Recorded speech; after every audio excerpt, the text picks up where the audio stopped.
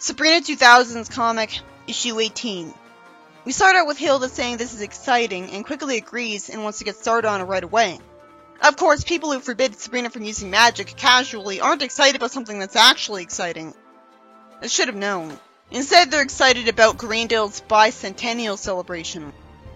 Because the town's expecting a huge amount of tourists to show up. Somehow, Hilda decided to register her house as a bed and breakfast. That was easy. I definitely have the story.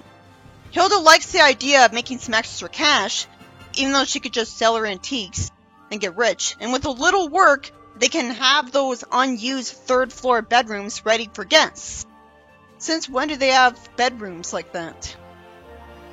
After Sabrina suggests using magic, Hilda thinks that the best part is doing it without magic. The Hilda I know would think that doing stuff without magic is a ridiculous idea. Why does she want to be just like a mortal family? Oh, of course it was Quigley's idea.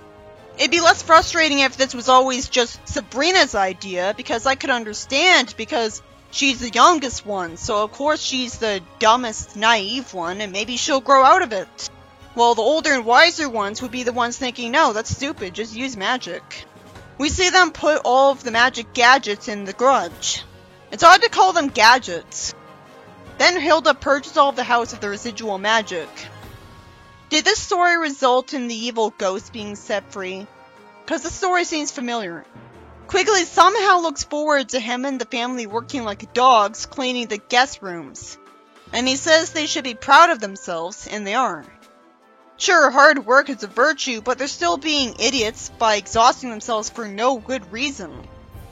Zelda wants to zap them up some popcorn, and they complain about that, and she lies that she meant the microwave. That has to be a lie. Oh, it's not the ghost that we saw in an earlier issue that's named after Elias. Instead, it's just some random ghost out of nowhere. The witches took away the spirit shield that kept the original owner of the Colonial Mansion confined to his closet. I guess it makes sense that they'd forget about him after never interacting with him since, but it doesn't make sense that they wouldn't just zap him out of existence, since he's a ghost. So he's supposed to be dead anyways, and he's evil. Why does he want to haunt his house? What does he have to gain? This could have easily not been a plot point, but it'd be horribly boring to have a story where there's just a regular bed and breakfast with nothing exciting happening. And at this point I'm seeing the ghost as a hero because he'll make sure this doesn't become the status quo, and force the house to go back to being magical. The bed starts floating with the couple in it, and it crashes through the window. I definitely remember the story. The witches start arguing over who's to blame for this, when none of them had any reason to do this. Then there's a comedy page interrupting the story that was already a foregone conclusion. Sabrina wonders why the new boy in class isn't calling her after 14 minutes, since she heard he liked her and had Chloe pass her friend a note with her number. She gets full of anxiety, worried that the boy won't like her for being forward. And when she answers the phone to a mere telemarketer, she zaps him. I bet that was caught on camera. I guess the camera footage was erased by a witch. It would have had a chance of looking satisfying if we actually got to see the telemarketer get zapped. But instead we never even saw how he used to look. So for all I'm imagining, this is how he looks normally. You ruin the appeal of slapstick when you censor it with a stupid word. This isn't a 1950s Adam West Batman show.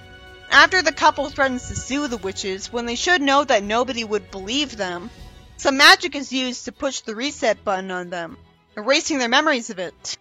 Quigley whines and bitches that magic is always the solution, idiotically calling it black magic when they were clearly done a favor, meaning it's white magic. He is such an unlikable idiot, and I don't know why the hell he's in this comic. Then the heroes get locked out, and the ghost haunts the couple. The witches hear some screaming in the house, and Quigley the idiot refuses to let them use magic to save people. Yep, he's definitely the bad guy.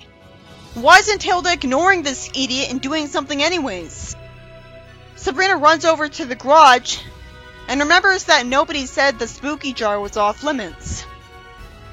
After she finds him crying and dejected, he's sent to grab the ghost, and erase the bad memories of the couple so that they end the story being happy. If they're happy at the end, then what motivated the witches to not keep this bed and breakfast thing up? I guess everyone got sick of not being allowed to use magic. In the next story, Sabrina writes in her diary about a secret and then yells out for everyone around her that Zelda's getting married. I kinda feel like this story is familiar. It doesn't help that I've already read a plot that was following a main character's diary entry. It was the second Sonic the Comic yearbook special. Let me guess, despite the rating stunt bombshell here, the marriage will end in the same story. They'd never be dumb enough to introduce a new main character and have her marry him in the same story where they first met. Sabrina explains in her diary that Zelda met a guy she's gonna marry today, and he's smart and charming. Zelda met him at a Wasted Wizards concert. And yet she needed to see him use his magic in a really obvious way to find out he was a warlock. When if this was a mortal concert, he wouldn't have revealed magic so obviously. It looks like the two are stoned because of how reluctant they are to marry each other. This definitely seems familiar to me. And she wears black, which for once takes advantage of her being a witch. We see her get grabbed by a giant magical flower in Quigley's greenhouse. Why is it in his? Is that a forced prank from Salem? After Salem offers to give Zelda a tuna cake so only he can eat it, and the witches all use magic to pack Zelda's clothes, they give her a bridal shower, and all of them at the same time forgot to coordinate their gift lists and give her a broom. You'd think that she'd tell them what she wants. It came out of complete nowhere that Zelda was planning on abandoning Sabrina just because she was gonna get married. So this is supposed to justify the marriage getting ruined, when she already has enough people nagging her as it is. And Zelda has a black bride's outfit because she's a witch. They get given a marriage license to sign by an official. Out of complete nowhere, their marriage is cancelled because Dwayne, being 482 years old, is somehow too young to get married. This story's stupid. At least there's some kind of happy ending because they'll always be friends, except I'm willing to bet that we'll never see Dwayne again. Zelda's 600, and he's almost 500 years old. It doesn't even matter what his physical age is, he still looks the same age as her. And 500 years of experience is a big deal. I don't think there'd be much difference functionally between their various levels of years of experience. And it's totally forced that they have such a nonchalant reaction to being told their wedding is cancelled. He says bummer and she says whatever. She's not a lenient parent, so she's not a hippie. Wouldn't he have known he was too young to get married and not even tried? I guess it was made illegal for them to even date after this. In the next story, the conductor of the school band reluctantly starts. Jem's in the band with Sabrina, as well as Chloe and Harvey. I think Slugloaf is there too. That's one big coincidence that they all have the same elective and schedule. He can't stand the sound of the marching band. Sabrina asks him if he's okay, and he says honestly that they're supposed to take part in the big parade tomorrow, but aren't ready. Oh, good. Realistically, Chloe's not ready either. She's not a prodigy at music as well as dancing and running. So there is some realism. The teacher says that they need to practice and their instruments are not going to play themselves. Why the hell did Sabrina quote what he said later? It was just forced to happen so that Salem would get the idea to cast a spell for that to help. Chloe tells Sabrina that her flute's been stolen just to hear the instruments playing. And then it turns out that the instruments were given sentience and the ability to argue with each other. Well, it does make sense that Salem would think they'd need sentience to be able to know how to play music themselves. And better than the students, who might be giving them the wrong instructions. Salem's asked to break the spell and says he'll do it if he can remember what to do. Only a moron wouldn't be able to break the spell, after all of the time he's been alive. He asks where they went, and if he had a brain, or Sabrina had a brain, the instruments would immediately be returned to normal and teleported to them with a single point. They know what the instruments are supposed to look like and be like. Instead, Sabrina thinks they have to cut through the yard to stop them. Some people start coming by as Salem somehow can't remember how to undo the spell. He won't have to remember. Sabrina and Chloe try to cover up the instruments being alive by pretending to play them with Salem. The fact that Salem's doing it should make it suspicious. But of course people would rather believe a cat is smart enough to play the clarinet than believe the clarinet was sentient. And all that requires is blowing into it. The story surprisingly doesn't show us him breaking the spell. It ends with him hating that Chloe and Sabrina are playing music. I assumed the story's plot would be about Sabrina casting a spell so that she'd be great at playing music, or the instruments would play themselves. I thought she would cast a spell to make the band good, but logically, where would the plot go from there? They'd do a good job in the parade, and then that would be it. It'd have to move on to a different plot.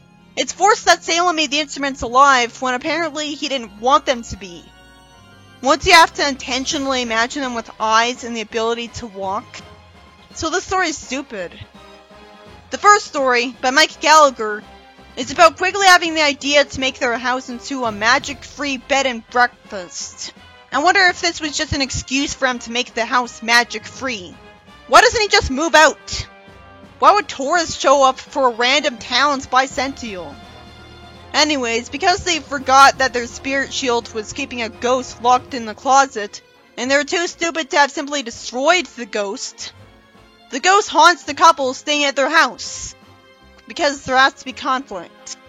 Quigley tries his hardest to ruin the story by bitching about the use of magic when it's clearly vital.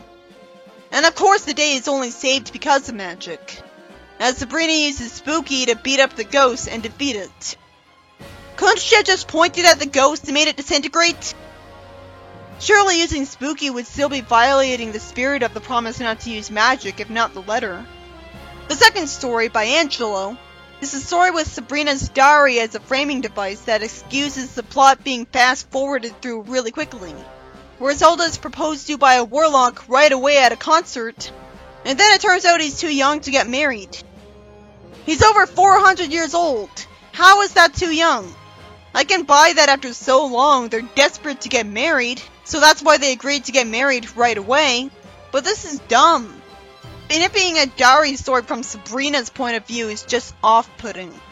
The third story, where Jem fortunately doesn't talk, is about Salem using a spell so the instruments in Sabrina's marching band would play themselves instead of sounding bad, instead of Sabrina casting a spell to make the band good, and somehow he gives them eyes and the ability to walk by accident. I can kind of buy making them sentient so they'd be smart enough to know how to play music better than their owners, but not this. Them playing music early, fine. He was using a spell while imagining them doing that. These characters are witches. They would have returned things to normal in a single point right away. Salem wouldn't have needed to try to remember how to undo the spell he just did. I'm glad the story was realistic in the sense that nobody was a prodigy at playing music right away. But there wasn't even a reason for the instruments to walk down the street. It's not like they were afraid of Salem getting rid of their sentience. I like Chloe, and it's good that she's with Sabrina for emotional support, but I wish she would actually do something more often. I thought she'd do something every story she was in, not just exist.